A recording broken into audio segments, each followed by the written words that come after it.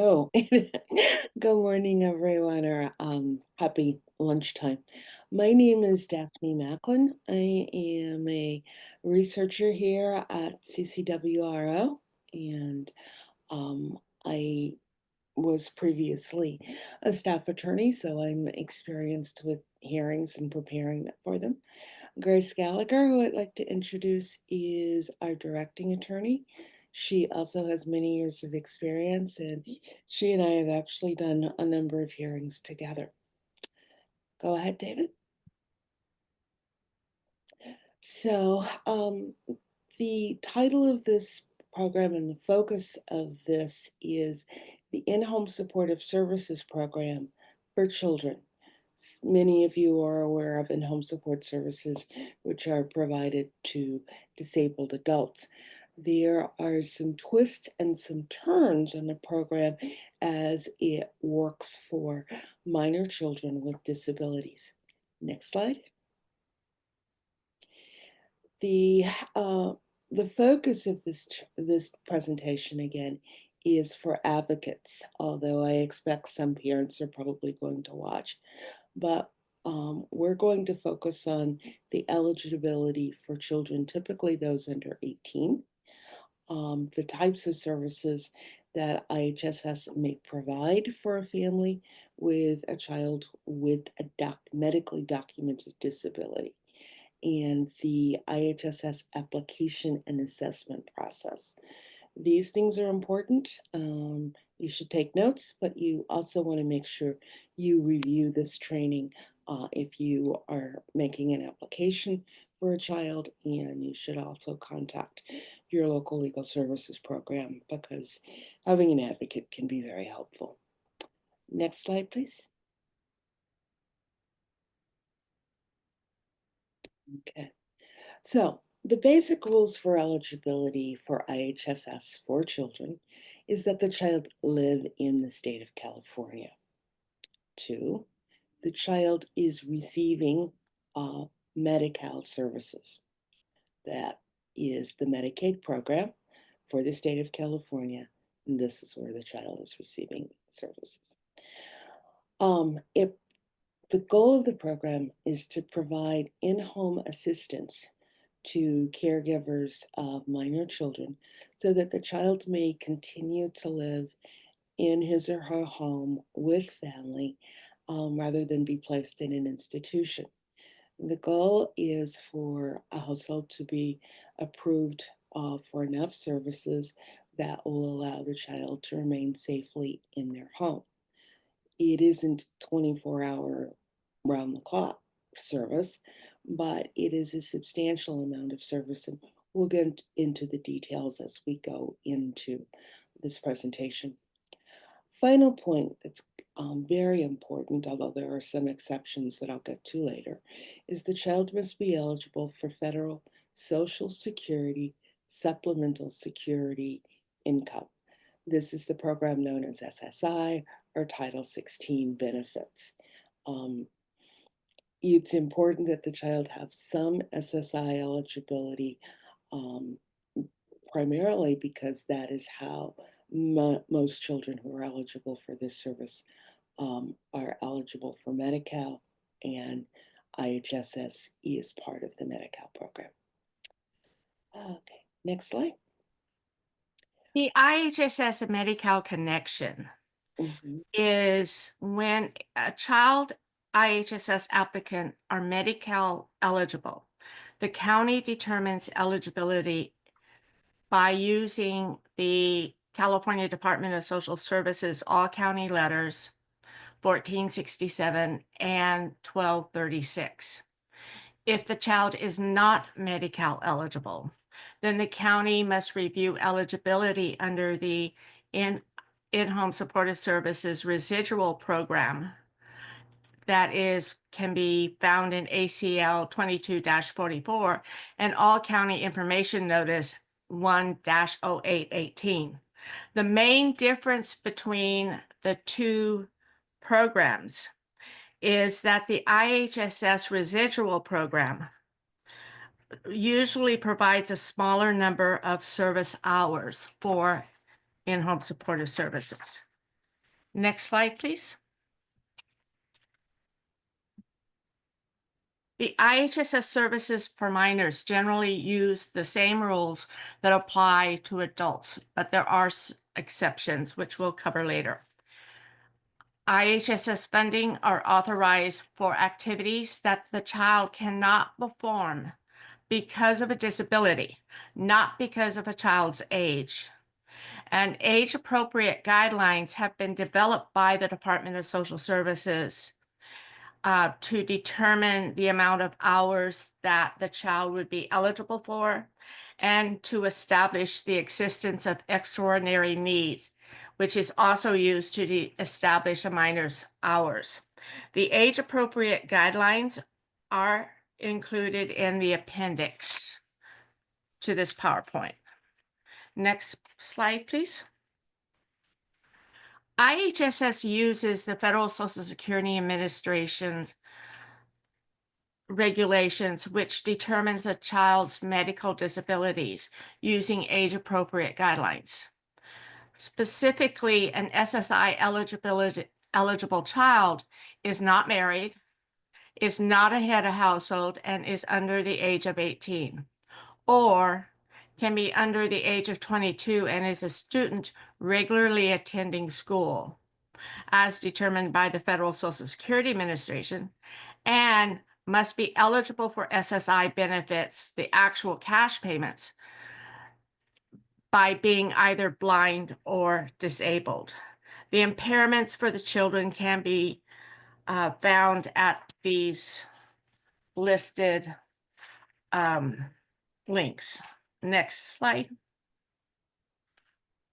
The basic rule that IHSS uses to assess a minor's need for services is that if it is usual for a child of that age to safely perform a task, but the disabled minor is unable to do so safely, then the county must assess the need of the child as an adult.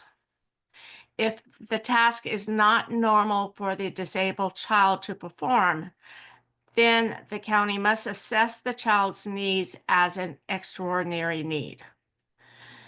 Extraordinary needs exist if performing a task for a disabled minor takes longer for a non-disabled child of the same age or consistently require adult supervision or actual assistance. This could mean something like eating, either being able to self-feed or have somebody feed the food to the child teaspoon by teaspoon, or getting dressed or anything like that. Next slide, please. The county eligibility and hours of service assessment is determined by two different things. First, the county must evaluate the service needs based on the factors of medically assessed disability and SSI eligibility. Once the county determines that IHSS services are needed, the question then becomes, what are the appropriate hours of service that the child will receive?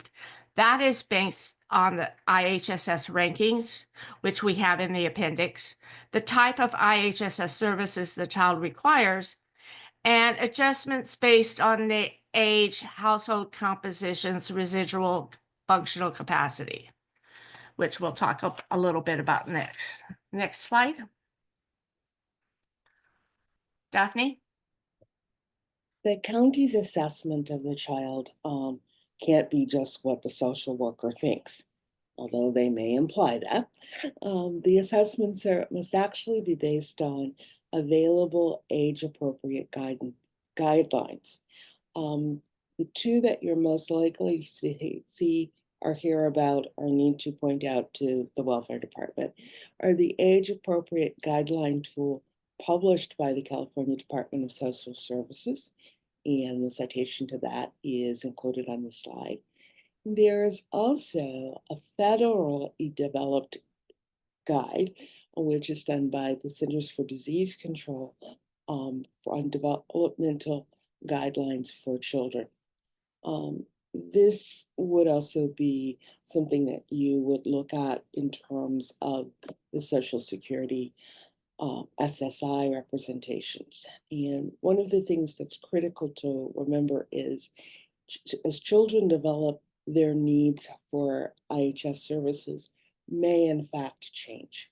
So just remember that as your child gets older, you're going to need to make sure you and the county are looking at the appropriate age ranges. So what might be not covered for, say, a young infant, for example, diapering, um, may need to be covered for a child who's 10 but is still incontinent.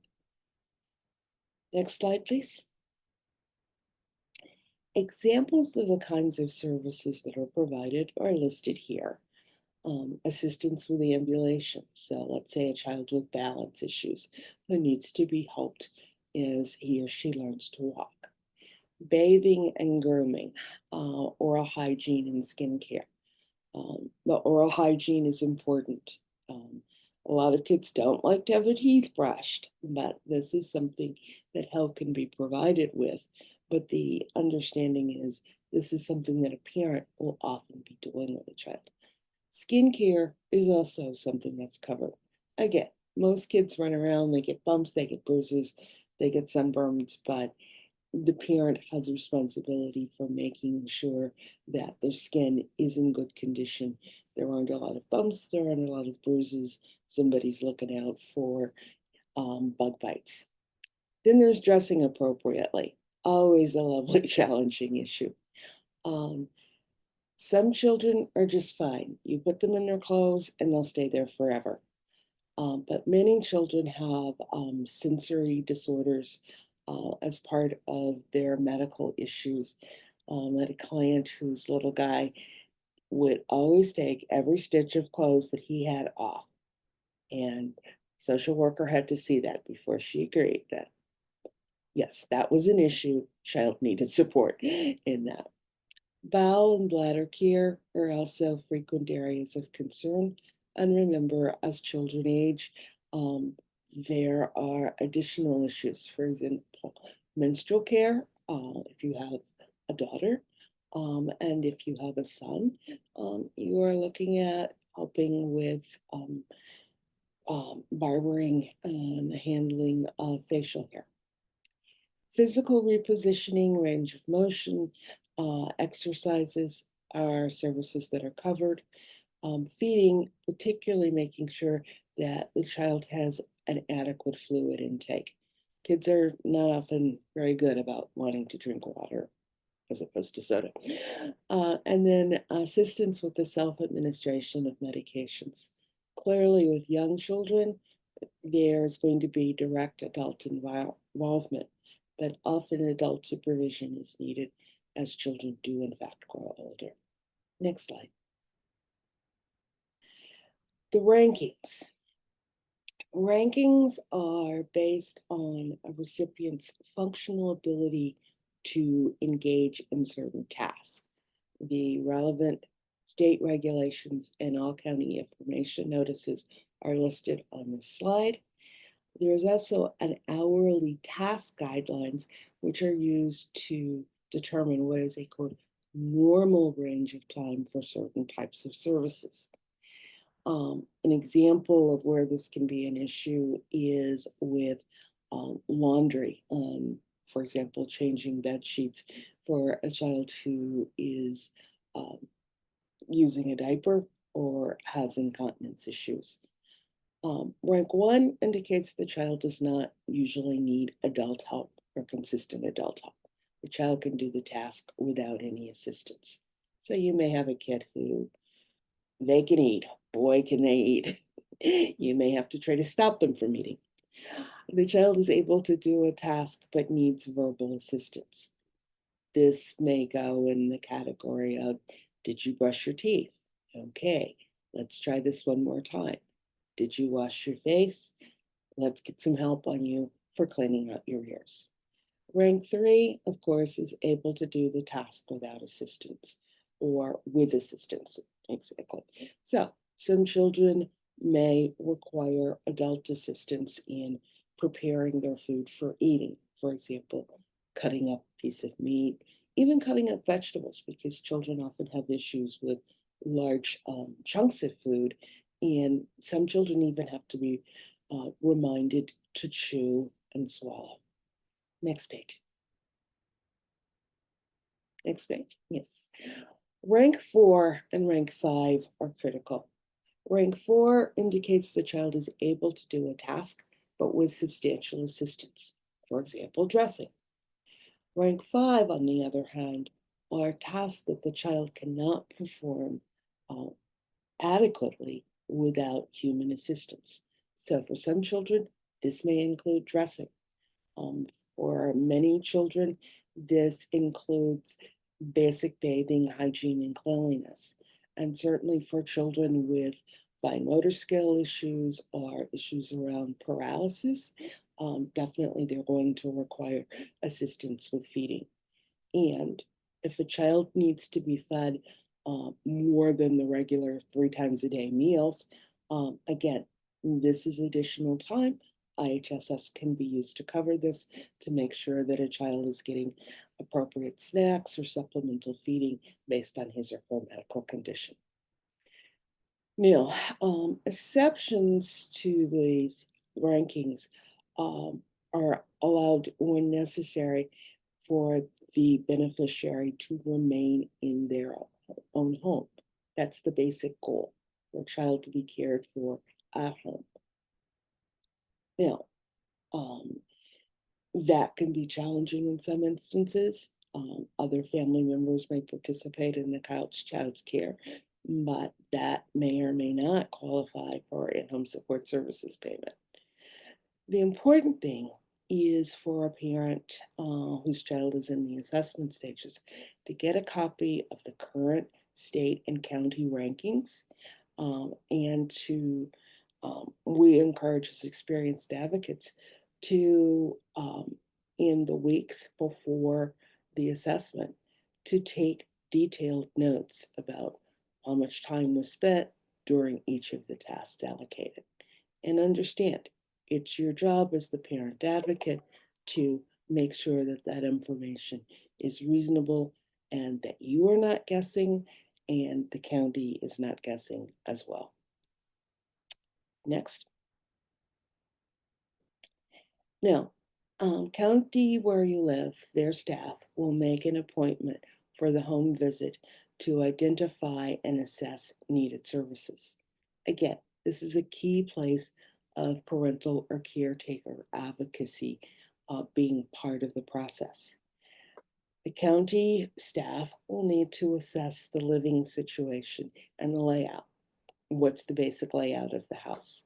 Are there specific hazards to a child or an individual with the disabilities the child has? For example, what's flashing in my mind is one of our friends has a beautiful, beautiful house with a beautiful large staircase going down the middle of the living room. And I just remember looking at that and just trembling as I saw it. How many people are cohabitants in the household and number of rooms, and critically often the number of bathrooms? And who are those cohabitants? Are they other siblings? Are they cousins? Are they friends of the family? All of those can be important. You also want to have access to medical records, including treatment and medical reports and medication records and side effects of the medications. And there are publications that provide that information that can be helpful. But these are the kinds of information that the family is not only expected to provide to the county, but also should make sure they provide to the county so that county staff can't say they were never told that this child is a falling hazard. You also want to check for hazards that are not only in the house, but also outside of the house. Are there any hazards in the yard? Are there any particular hazards in the neighborhood? For example, worked with a client who lived in a mobile home park that had a swimming pool. Not necessarily a hazard, but certainly something to be alert to. And not only was there a swimming pool, but there was also a small pond, which again, not necessarily a risk to every child, but to a client like the one we were dealing with who was nonverbal, very much a challenge. Next slide. Um, Reinstating everything that I just said before is you don't want to downplay or minimize the work needed to care for the disabled child.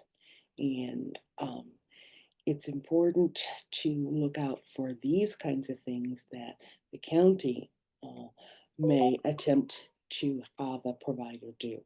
For example, asking you as the parent provider or you as the parent of the child, not necessarily the provider, to sign blank releases of information to be sent to who knows who. Um, some counties have been attempting to get information about, well, does the child have an aide at school? And what does the aide do? And do we really need to do things that the aide in school isn't doing? You want to avoid any signatures of HIPAA releases, and HIPAA are the medical information access releases. You want to know what doctors these are going to. You want to have specific dates for the approval of that doctor having contact with the agency.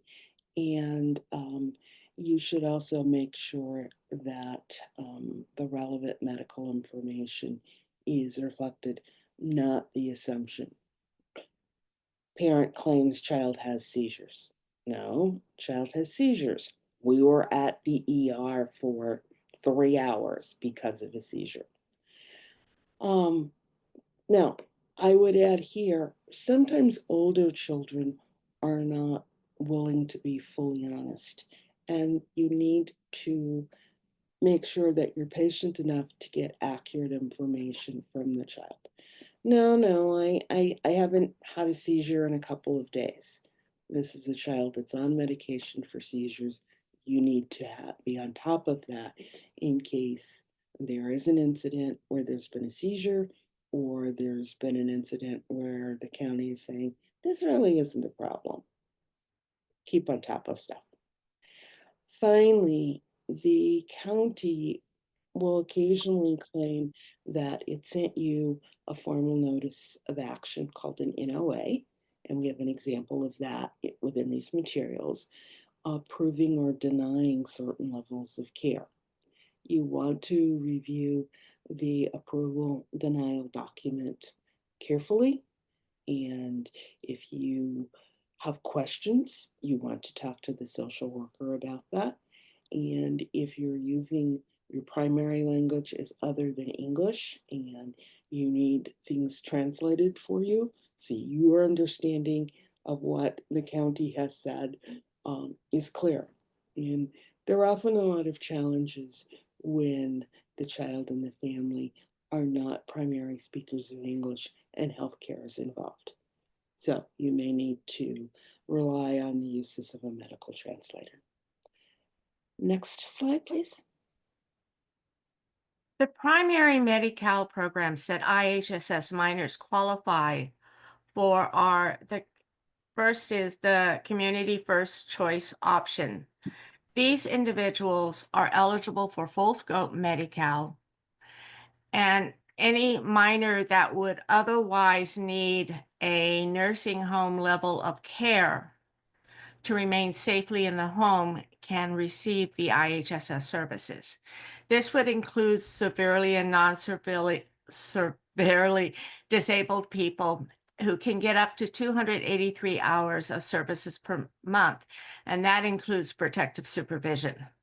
Most IHSS recipients are in this program. If you do not qualify for the CFCO program, then you may qualify for the personal care services program. Again, you're entitled to full scope Medi-Cal. And the Medi-Cal eligibility is based on age, blindness, and disability. If you, again, severely and non-severely disabled people can get up to 283 hours of services per month, including protective supervision. Next slide. The IHSS Plus Option Program are also eligible for full scope Medi-Cal.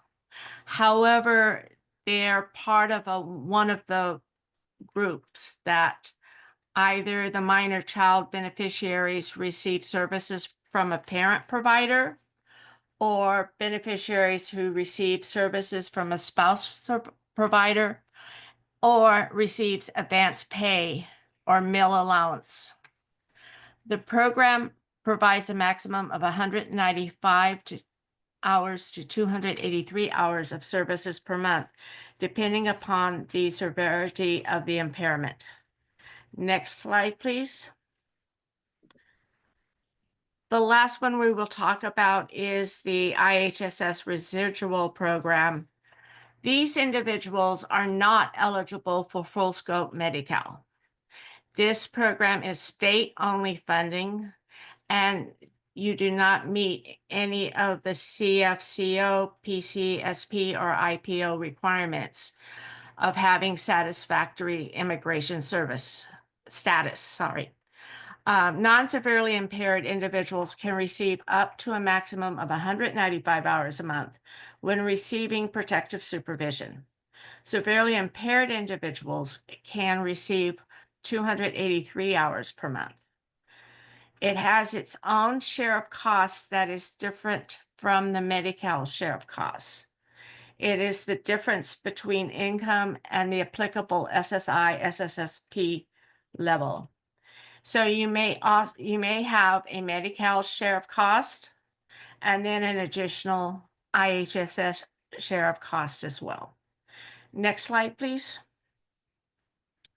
The categories of IHSS services that may apply to a minor is domestic services, related services, non-medical personal services, accompaniment, protective supervision, paramedical services, and time-limited services. Next slide, please. Domestic services are cleaning in rooms that the beneficiary uses, general cleaning of a refrigerator, stove, oven, counter, sink. And they are approved service hours per month, so that on the notice of action front page, the number would be for the entire month. Related services include meal prep, meal cleanup, routine laundry, food shopping, other shopping errands, and approved service hours are per week. You'll notice that after the meal prep, there's a guideline range. That is the hourly task guidelines that the Department of Social Services created for each of the related services hours. And again, these hours are per week and not per month. Next slide, please. Proration of services basically is that counties prorate services for domestic services and related services. This means that the hours that the minor would be entitled to would be prorated by divided the total number of hours that IHSS services are needed by the number of household members. So this would include cleaning in common areas, laundry, or meal prep. So that if you have 5 people in the house and they have a meal in common, then the preparation time would be divided by 5 to allocate the hours to a minor. The exception to proration is that meal preparation should not be prorated when the service is being provided separately to the recipient. And also when services are not shared with other household members. And certain household members are not counted in proration. So basically, if you have 5 hours of laundry and you have 5 people, generally it would be divided by, okay, you get 1 hour for your laundry. However, if there's a need for special laundry, either because of maybe the laundry detergent or the rinse, and you have to do it separately, or more laundry time is needed because the clothes are dirtied more often, then that should not be prorated. Next slide. Daphne? So, thanks, Grace. On the list of non-medical personnel services that are covered or may be covered for a child, there are a list of items which are included in the um, MPP section 37757, which are the state regulations on in-home support services.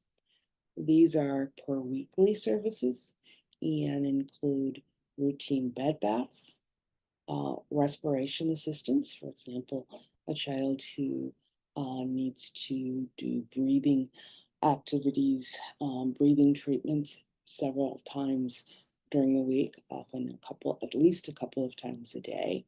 The CPAP has to be set up and has to be cleaned along with other kinds of machinery. Clearly, a very young child would not be able to handle any of this. An older child may be able to help, and an adolescent just may be resistant, but that's a whole other problem. Bowel and bladder care is often quite critical in terms of assistance, instruction, teaching, and monitoring for toileting and appropriate cleaning. Um, Feeding may include assistance in eating meals, including cleaning the face and hands before and after meals. Um, Dressing, again, every child is different. Some children have no problems with getting dressed. If it's raining, yes, they understand they need um, a, a raincoat. There are other children who would run out into a blizzard in their underwear. And you, as the parent, will know that. Um, Other things about dressing and feeding will need to carefully accommodate what is going on with your child, and use whatever resources are available to you. For example, if your child or the child is a client with a regional center program, may want to make sure the county has a copy of the IPP, the individual service plan, where the regional center has identified what services they believe the child needs and that they are able to, in some places, provide or accommodate, but know that this is a qualifying issue. Menstrual care can range from the external placement of sanitary napkins or barrier pads. Next page, please. Ambulation is often a critical issue for very young children who have difficulty walking, but can also involve older children who have either neurological conditions that affect their capacity to walk or actually have physical injuries that impact their ability to walk. Repositioning, rubbing skin, massage, assistance with prosthetics. Clearly, a child is probably going to need some help getting into braces, if hip and knee and leg braces. One, the children, you want to make sure it's done properly. But two, you want to make sure that they are done in a way that is respectful of the child as an individual and is respectful of the actual medical needs. For example, if a child spends a lot of time in bed, they're going to have skin quality issues the same as an adult. That's why massage um, and repositioning are often more critical for children, especially children who may often move involuntarily and get themselves in an unsafe position or location. Transferring, moving in and out of bed or on or off seats. Some kids are perfectly able to do this themselves, but many children, particularly if they are dealing with profound developmental or mobility issues, are going to require monitoring and assistance to prevent falls. Um, Bathing, oral hygiene, and grooming. Again, this is one of those issues where families need to know what's going on with the child, or in the same way that you need to know what's going on with an adult. Bathing, oral hygiene, grooming, there are things that people just get exhausted and forget, which is why um, help in doing these activities is critical. Having a list that's checked every morning to make sure that yes, hair was brushed, teeth were brushed, um, and we took a shower. And we took a shower with the appropriate um, uh, cosmetics. Yes, we applied deodorant. Yes, we applied powder to locations that were subject to rubbing. Um, so it's very much like having an infant for a long time. Next page.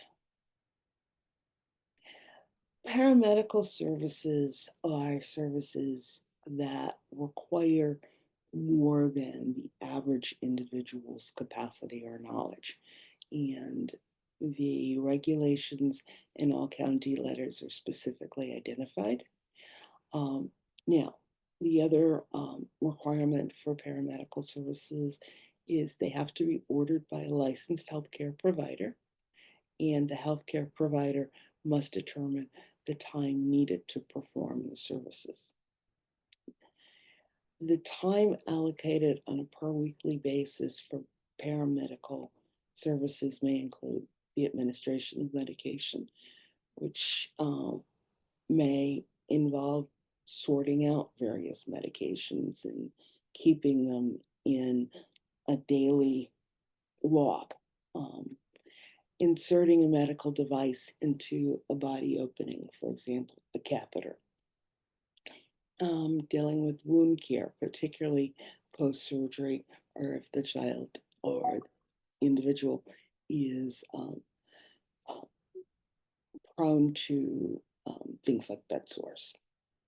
Treatments that require sterile procedures. And this is often an injection type procedure where you have to make sure that the part of the skin is cleaned and sterile, and that also particular things that are being used are, are also sterile. Tube feeding is a very complicated process, but parents can learn to use that, or caretakers can be taught to use tube feeding. And then suctioning is often required for children with swallowing issues or may have breathing issues. So these are the kinds of things that a medical provider would need to identify as prescribed, and that are um, available to be provided by a qualified licensed medical professional, such as a nursing assistant. Grace, anything else here? Okay, next slide. Now, there is a category in IHSS for adults and children of severely impaired. And this is defined as an individual who needs 20 hours or more of the services hours per week in one or more of those categories. i.e., non-medical personal care, paramedic services, meal preparation, and if the person requires assistance with eating and meal cleanup. Uh, the up to 283 hours per month may be granted for these types of services. If the individual is under the IHSS residual program or IPO eligible, then the limited hours are 190 uh, per month if the non-medical personnel services are less than 20 hours a week. Next page. Non-self-direction. This is kind of critical. A minor is an issue is whether the minor is able to assess danger and risk of harm and it cannot do so because of mental impairment or illness. Uh, One of my friends likes to use the term, can the child exercise good judgment? And the example we were dealing with in that case was a child who, if the child saw something that was a pretty and engaging color, the child would try to drink it. Not everything that's a bright yellow should be drunk. Um, the critical issue here are the minor's memory, orientation, and judgment. In the state statute, Welfare and Institutions 12300, subsection E4, focuses on those issues. Memory is described as the ability to recall learned behavior and information. Many children will have significant issues with memory, or in the same way that some older adults will have issues with memory. Orientation is where is the person oriented or as to time, place, and self? Do they understand that it's not a good thing to try and cross the street in the middle of the street between the lights when the traffic can't see you? But there are other issues of safety and judgment. For example, um, running down the street to the ball field in the park, uh, thinking that, oh, this is usually the day that we go to the ball field with my older brother. Not necessarily. The issues of judgment can look at the ability of the child to make decisions that involve avoiding danger and looking at alternative actions. For example, um, does the child have poor judgment, poor decision making around safety? Do they understand that they can't just walk into a grocery store and take whatever they want and start chewing on?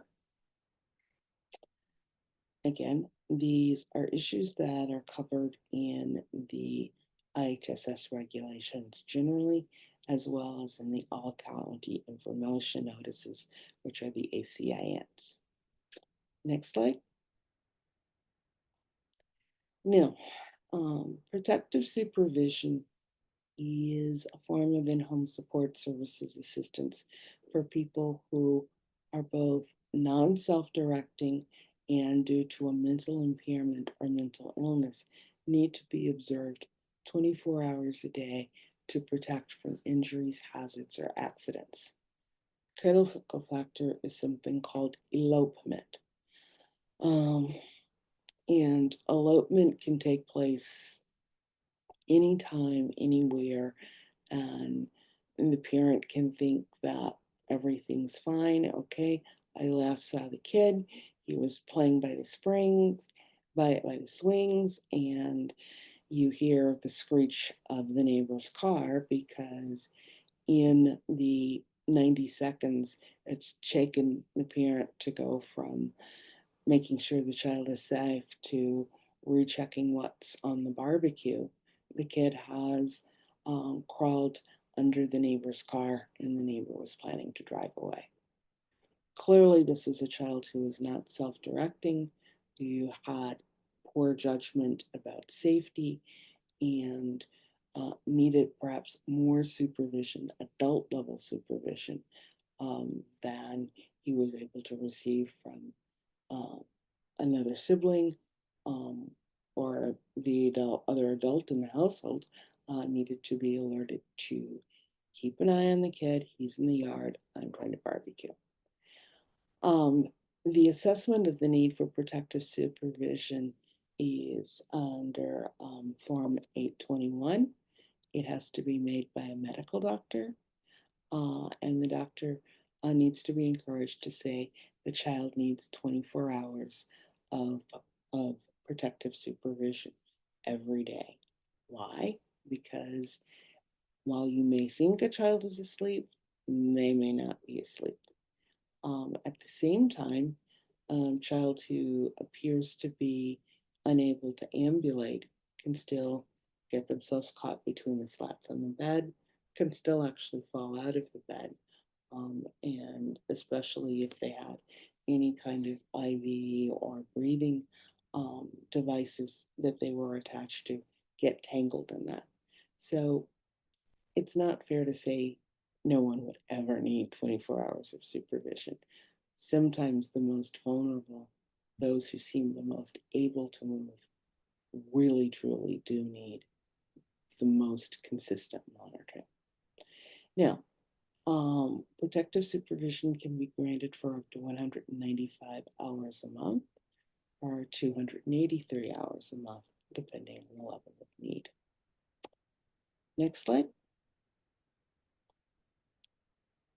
Yeah, protective supervision in IHSS for children, focusing on the measure of functional limitations as compared to children of the same age.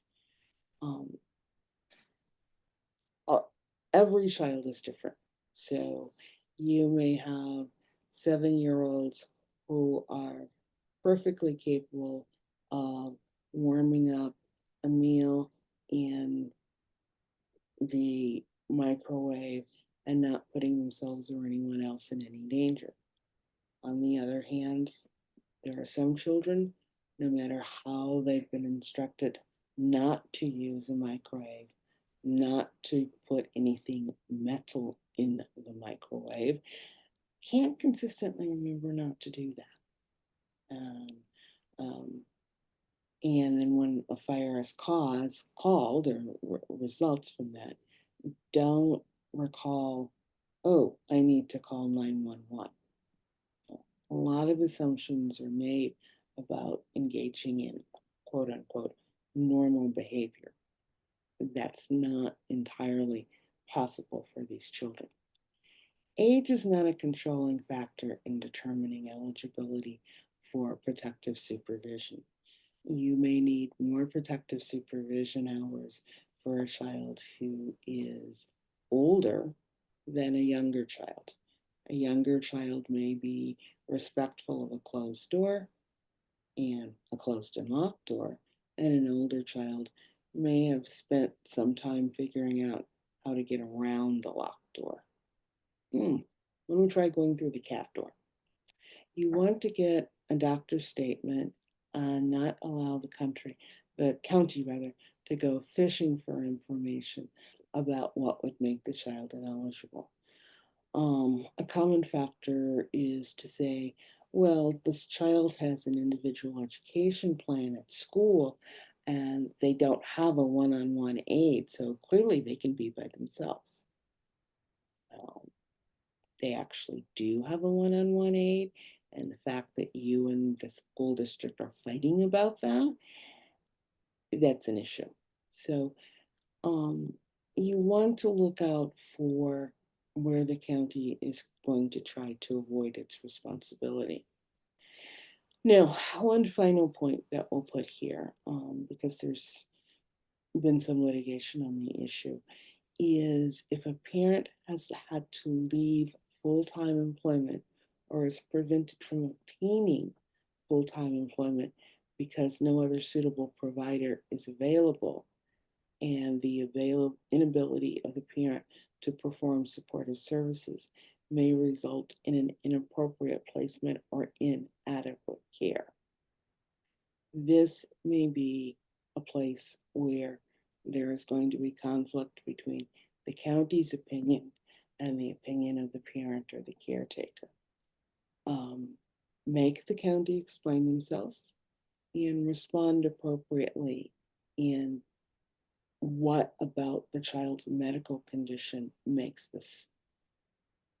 working full-time not an option. For example, the child is on a time schedule for school that is not a full school day, but is really only about 3 hours a day. Uh, for a parent to find a job that will allow them to just work through 3 hours, or if the child has medical issues that require a parent to be able to drop whatever they're doing and get to their kid, that also is an issue. Um, this is an area that if it shows up, you really want to talk to an advocate.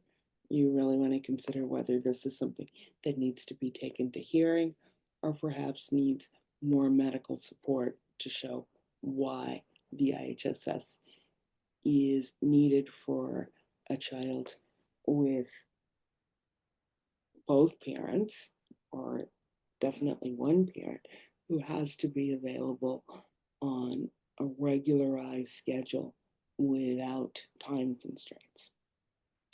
And that's in the Manual of Policy Procedures. Next slide. So the Department of Social Services has determined that antisocial or aggressive child behavior, deliberate self-destructive behavior such as suicidal and ideations, and routine child care are not allowed for protective supervision. And this is one of the county's most litigated areas in administrative hearings, because they will say that you're antisocial and you intended to do this, especially the self-destructive behavior. Oh, the child intended to cut himself and the wrist. So it was intentional, as opposed to it being a result of a medical or mental condition. Next slide.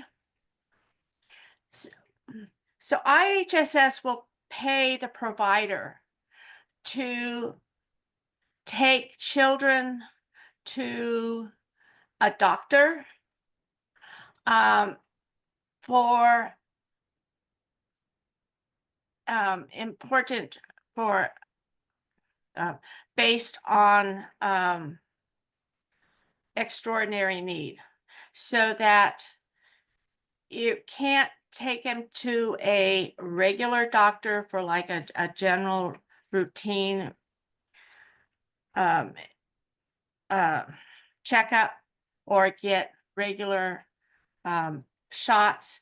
But if you're going to see a specialist, which and the appointment relates to the disability and functional impairment, then the hours for the accompaniment to the appointment will be authorized.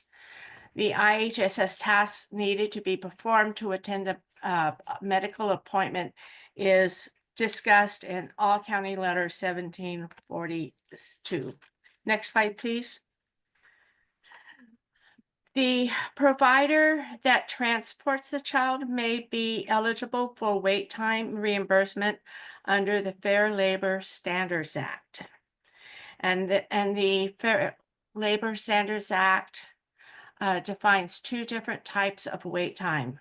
One is the engaged to wait, where the provider will be paid to accompany the recipient to a medical appointment of unknown duration. And the provider is required to remain at the doctor's office because at any moment he or she may be called upon to assist the recipient with returning home. The second time is waiting to be engaged. And in this situation, the provider will not be paid to accompany the recipient to the appointment when the wait time is long enough to allow the provider to use the time effectively for his own purposes. so that if you know that the appointment is going to last 3 hours, then the probability is that the provider will not be paid. Next slide, please.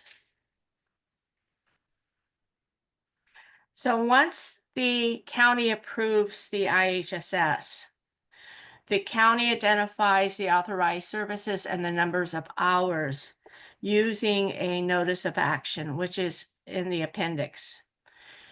After that, if the provider is not the parent, they must find a provider. And to find a provider, you have to find the individual themselves by contacting the county. They may have contracted providers. They may have a list of homemaker employees. And if they do, then you can use one of them. However, the provider or parent must train, supervise, and fire another provider. Next slide, please. The purpose of reassessment is designed to determine the level of services needed to avoid being placed in out-of-home care. That means basically that for a child to remain in the home, they would need these services at these level of service hours. And it's a face-to-face assessment conducted by the county worker. Next slide. The general rule is that the counties reassess every 12 months. The county may extend the reassessment to 18 months if the recipient has stable circumstances. For example, the medical condition or the mental condition has not changed. The housing is stable. There's not going to be moving or similar activities. The counties may shorten the reassessment to less than 12 months. The county may also request a SOCH 821, which is an assessment for protective supervision, or a SOCH 321, which is a request for order and consists of paramedical services within that 12-month period. Next slide.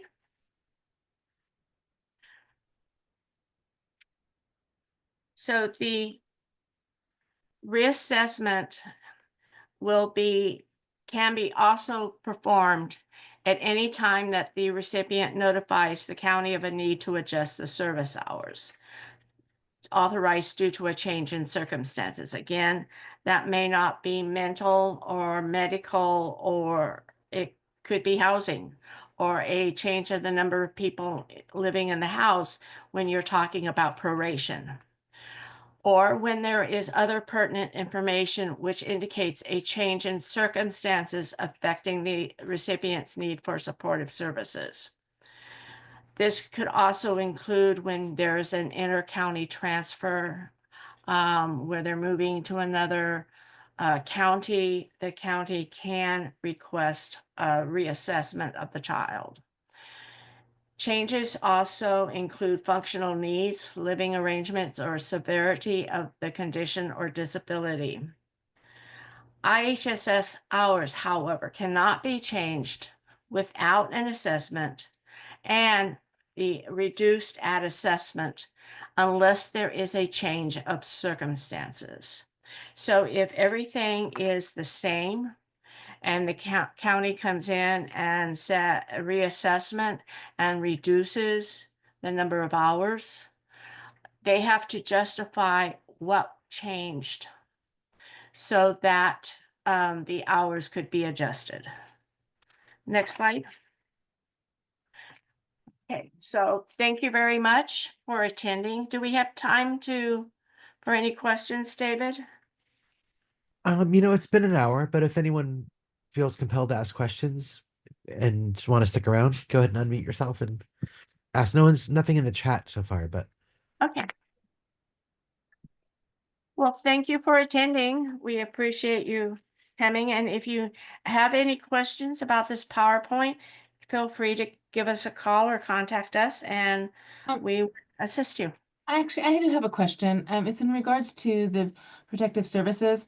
Um, um, when they get I have a question. Does it have to be marked in severity in regards to the actual SOC 821 form by the doctor, or can it just be, let's say the doctor only designated, say judgment as severity and everything a mild. Will that be something that the county could use to not give that child, you know, Protective leave. Yeah, yeah. I mean, if the doctors come back with something like mild or moderate, like a ranking of 2 or 3, the county can use that to say that they don't need all the hours that the parents are saying, and it becomes a dispute. Sometimes what happens is that the doctor will say that the ranking is a 5, very severe, and the parent presents it to the county, and the county doesn't like that answer, and they will call the doctor and get it reduced. And then they will say that, oh yeah, the child is not as injured as they think it is, so we're reducing the hours or we're denying the services. And the parent has to go to hearing to rebut that and say, hey, the doctor said blah, blah, blah, and it was a 5. And then the county called the doctor and got it switched down to a 3. Oh, and by the way, we have other documentation that says it's a 5. So that does happen, and you just have to um, take it to a hearing Okay. to check to Um, it. I'm new to the area, that's why. And so I'm not necessarily what what I've seen is that sometimes it's just one area that they might get it, and like like judgment or memory, let's say, and then the rest are mild. So that's where it's like they don't get any hours, and something like that. And so I'm usually that's where the issue is. And I was like, in regards to, and I'm just wondering pointers on what to best do. So that helps. Thank you. Yeah, this is Daphne. I'm gonna chime in for a second.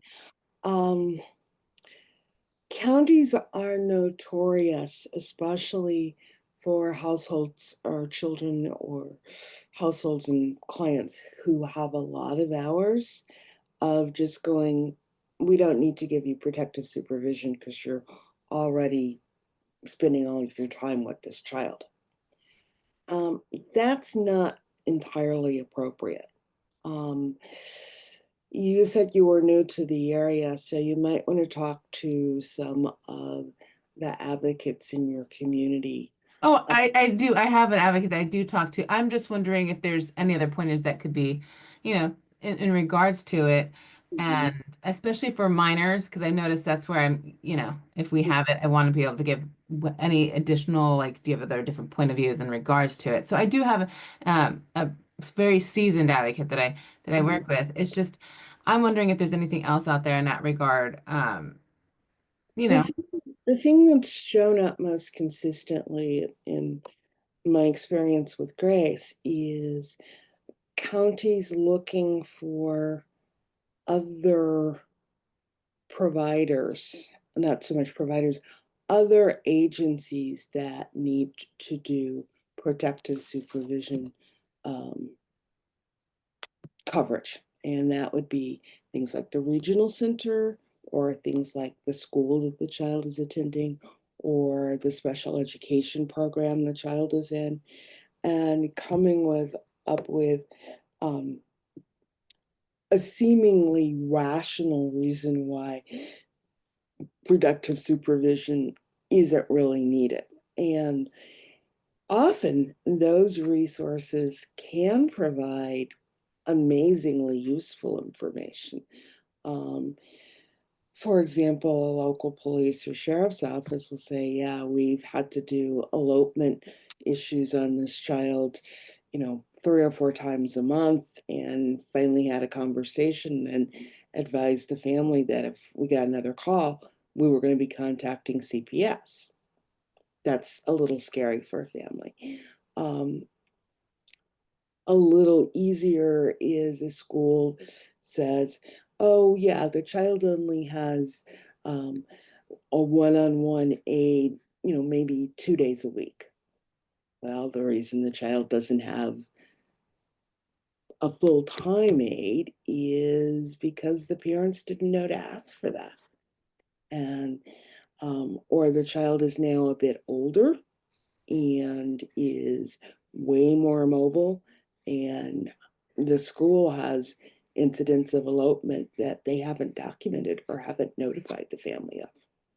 So it's worth digging deep, is all I will say on it right now. If you've got other questions, talk to an advocate, or we answer questions from time to time as well. Thank you so much. The other thing that you might think about is when the child is in school, um, especially with feeding, and there is an issue with feeding, does the school require the parent to come to school to feed the child? And if the county has talked the doctor into saying, oh, that's a 0 or a 1, obviously the threat of choking is more than a 1 or a 2. Gets to probably a 4 at least. And so what steps other, third parties take to serve that child comes into play and can be presented at the hearing, and should be presented at the hearing. I mean, there was this one a family that went to church, and they would feed snacks to all the children except for this one child. And when the question became, why didn't you? Because he would always choke, and we didn't know how to protect him. So that again comes into play at the hearing as evidence of the degree of severity that the child has. And that's basically true throughout. I mean, clothing, dressing is another issue that gets into, and restrooms and things like that. So, yeah. So there's I- one question from Jacqueline Vaughn. Um, Basically, if a parent is so one of the ways that a parent can be a provider is if they are prevented from obtaining full-time employment. Would being disabled mean you kind of automatically qualify to be, if I understand your question correct, Jacqueline, if you are disabled, does that mean you are sort of exempted from that and you automatically can be accepted as a provider? Does it have any bearing? The disability of the parent? Yeah, if you're unable to work, yes.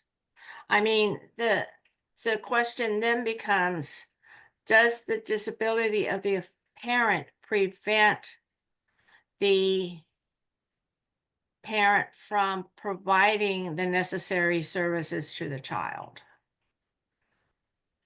Okay. But as far as employment, and the other thing about employment is if you are able and willing to be employed full time, however, the child's needs prevent that from happening, then you are not employable.